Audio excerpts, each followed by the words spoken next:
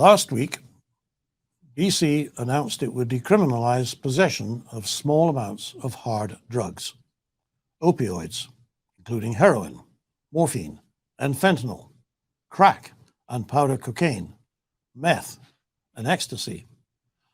On Tuesday, the following day, the BC Coroner's Office announced that last year there were 2,272 suspected illicit drug toxicity deaths. That's the jargon. Dead people, then, who had overdosed, presumably without intending to. And what killed them? It was almost the same as last year. 2,306 people, an all-time high in the province, and it was almost the same cocktail of drugs that killed them.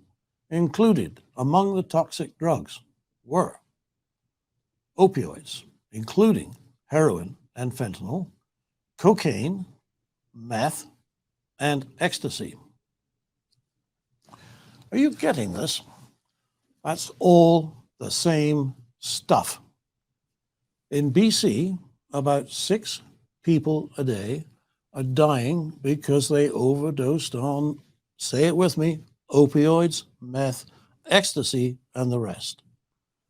These are typically men in the prime of life, aged between 30 and 59. And the governmental response is what? To make it easier for them by making it legal to possess small amounts of opioids, meth, ecstasy, and the rest. Did nobody make the connection? We know what they're smoking out there. Maybe they should smoke less of it. Not just in BC, by the way. The decriminalization of drugs that kill people is an experimental joint venture with the Government of Canada. Federal Health Minister Carolyn Bennett was right there on the podium with the BC government. Now, I know there's a libertarian argument that the war on drugs hasn't worked for 50 years, so it's time to try something else. It's hard to argue with that. But the message you send still matters. After all, there's a libertarian argument about a lot of things, like wearing seatbelts in your car and a helmet when you're riding a motorbike. You may not agree. I may not agree. But governments have decided that whatever libertarians think, they're going to insist on seatbelts and helmets. They reason that it costs other taxpayers too much to fix people up after they've carelessly bent themselves out of shape and cracked open their skulls. It's also the reason that governments discourage smoking. It's because treating your cancer is expensive for everybody else.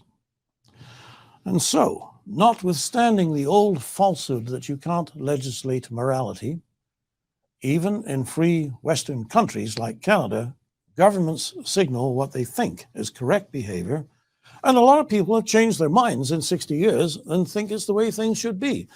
So if people's drug habits are a burden on society, which they are, it's perfectly consistent for governments to rule on them in the public interest. Furthermore, the argument that the war on drugs hasn't gone well doesn't mean that we should legalize possession for small amounts. Because why? Because it sends the wrong message. Those small amounts can still kill people. So what is the signal we want to send? What is the correct behavior we want governments to promote? Is it not that people shouldn't be addicted?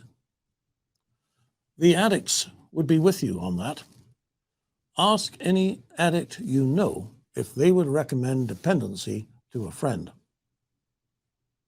Anyway, that's BC for you. There is another way. And here in Alberta, we're exploring it. Kicking drugs is not easy, but people do it. You may even know somebody who has. And in Alberta, the government has taken the view that if somebody seriously wants to quit, they will help them. It has therefore not done what BC is doing and made it easier to possess drugs. Instead, it has set up 9,000 new publicly funded addiction treatment spaces. It's an expenditure of more than $120 million, which is only a down payment on what addiction costs taxpayers anyway. To get a better idea of that, you'd need to add in the cost of ambulance services, hospital treatment, and crime committed by desperate people. In 2021, more than 1,600 Albertans died of mostly accidental overdoses. Final numbers aren't in, but in 2022, it's heading to be rather less. Month over month since May, the numbers have gone down significantly. As for 2023, it's obviously too soon to tell, but a policy aimed at keeping people alive, rather than endorsing and even facilitating a habit that could kill them, seems more like the Alberta way. As for me, I'm all for it. For the Western Standard, I'm Nigel Hannaford. Canadian Shooting Sports Association. Without the CSSA, our gun rights would have been taken long ago. These guys are on the front lines helping to draft smart and intelligent firearms regulations and legislation in Canada, and more importantly, educating the public about how we keep guns out of the hands of the wrong people. To become a member, it's absolutely worth every penny. You can become a Western Standard member for just $10 a month or $99 a year for unlimited access.